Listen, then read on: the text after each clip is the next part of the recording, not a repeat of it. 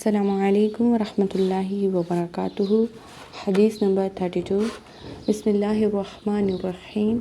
ہمارے پیارے نبی صلی اللہ علیہ وآلہ وسلم نے فرمایا، دع ما یریبک الی ما لا یریبک، دع ما یریبک الی ما لا یریبک، وہ چیز چھوڑ دے جو تجھے شک میں ڈالے اور اسے اختیار کر جس کے بابت تجھے شک و شبہ نہ ہو۔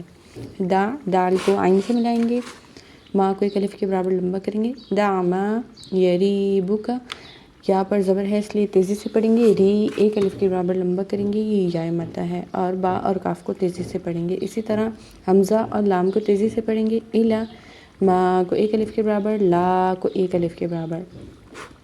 آگے یا ہے، یا کو تیزی سے پڑھنا ہے، ری ایک الف کے برابر ہوگا، یری، با کو کاف سے ملا دیں گے، سٹاپ کر رہے ہیں تو کاف کو ساکن کریں گے۔